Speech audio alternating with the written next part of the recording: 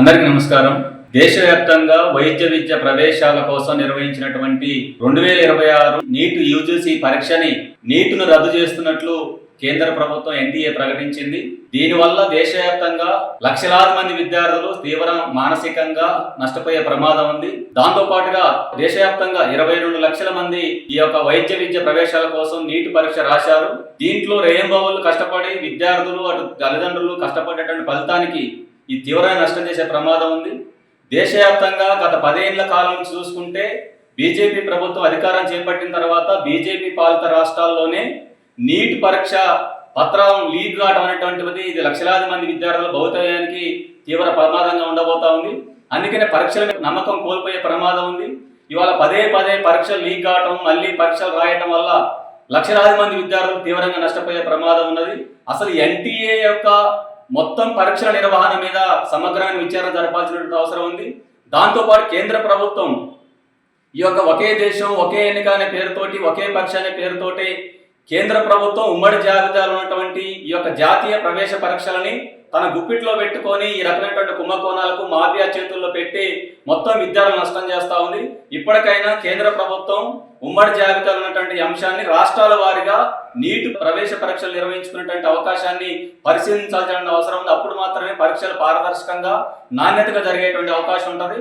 ఇవాళ దేశవ్యాప్తంగా ఎన్టీఏ నిర్వహిస్తున్నటువంటి పరీక్షలు ఏదైతే ఉన్నాయో అవి మొత్తం కూడా మాఫియా చేతుల్లో ఉన్నాయి. ఎక్కడ ఏ పరీక్ష కూడా సక్రమంగా జరుగుతున్నటువంటి గ్యారంటీ లేదు.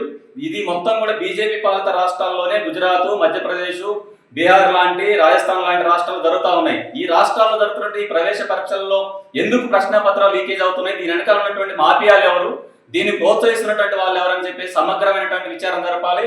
బీజేపీ పార్టీ మొత్తం కేంద్ర ప్రభుత్వం పరీక్షల నిర్వహణలో పూర్తిగా వైఫల్యం చెందింది. ఏ ఒక్క పరీక్ష కూడా సక్రమంగా నిర్వహిస్తున్నటువంటి పరిస్థితి లేదు.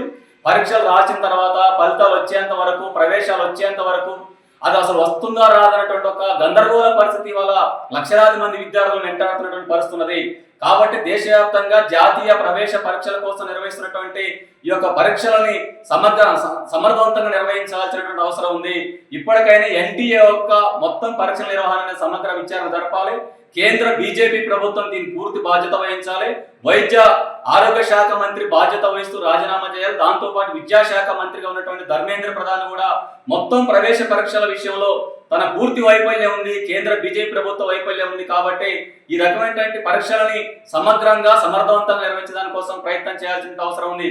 పరీక్షా పే కార్యక్రమాలని చెప్పేసి, మన్ కీ బాత్ అని చెప్పేసి రకరకాలుగా కార్యక్రమాలను నిర్వహిస్తున్నటువంటి నరేంద్ర మోడీ ప్రధానికి ఈ దేశంలో పరీక్షల్ని నాణ్యతగా సమర్థవంతంగా నిర్వహించలేనటువంటి ఒక దౌర్భాగ్య పరిస్థితి నెలకొన్నది. అందుకని కేంద్ర బీజేపీ ప్రభుత్వం జాతీయ ప్రవేశ పరీక్షల్ని సకాలంలో సక్రమంగా నాణ్యతగా విద్యార్థులందరికీ నమ్మకం కలిగించే విధంగా నిర్వహించలేకపోతుంది.